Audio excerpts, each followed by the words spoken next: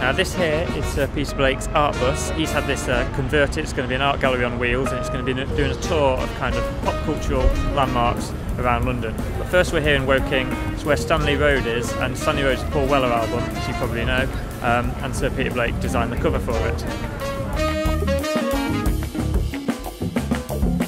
Well, this is the bus, so let's have a quick look inside, shall we?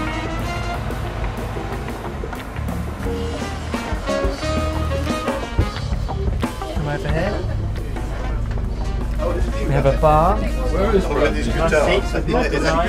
Now moving upstairs. It's kind of been converted into an art gallery basically. We've got all sorts of artworks around here. We've got Paul Weller's Stanley Road, we've got Sgt Pepper's, we've got Pink Floyd Animals, which is, you know, the one with Battersea Power Station. There's lots of other kind of Peter Blake artwork around.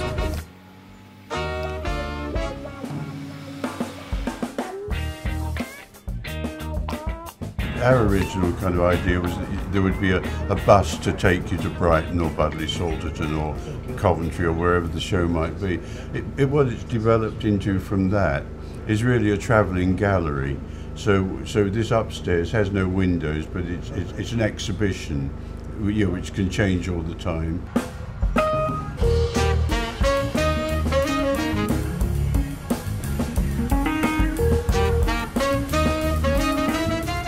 I always think that at school you are able to do loads of things, you know, encouraged to draw and paint and all those things, and as soon as you leave school, all those things stop. Yeah. So I always think that, you know, I do a little painting myself just for my own amusement, but I think everyone should do it really. I agree. It's really good for your mental health. Yeah, and a lot of it is just overcoming the embarrassment of the result. Yes. I made the mistake of putting mine online though. That's when you get the kind of the criticism. Oh, I must look that up.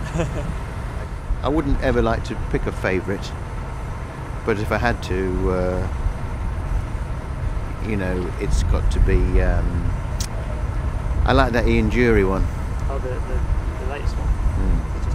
Mm. No, the old Okay. one. Yeah. Against the yellow background.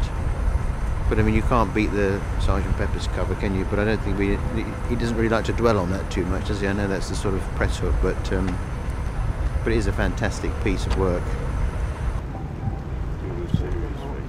Cross-eyed in front of an art bus. The Battersea Power Station, I think, is held in sort of great affection, nostalgic affection, by most Londoners. It's an intrinsic part of London, and of course it's very sad that it's falling into decay and seeming ruin and not being utilised as best as it could. Somehow the building conjures an air of romanticism and respect, if not affection, and all of these things, I think, and all the qualities of the building in its kind of architectural merit are well represented or borne out in the cover we did for Pink Floyd's Animals in 1977, but mostly I think because, or partially because the weather that was so amazing the day we shot. Something very particular, very Turner-esque, one might say, very English about the weather that day, as the sun kind of slanted through a gap in the clouds, very romantic and dramatic, and I think that's what really made the picture.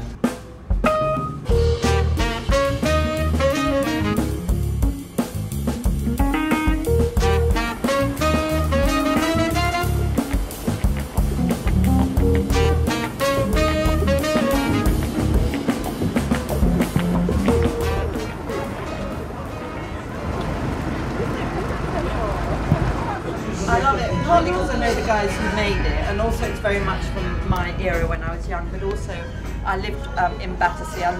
Always loved driving past every day. I would drive past Battersea Power Station. And for me it's one of the iconic buildings of London, you know, like the Tower of London or London Bridge or the House of Parliament. Battersea Power Station says London to me. Well, my description then was that what I was trying to make was an art that was an equivalent of pop music. So you had classical music and you had pop music, you had classical art, and then I was trying to instigate this thing that was called pop art. So that's what it was about. And I think we've achieved it with the bus.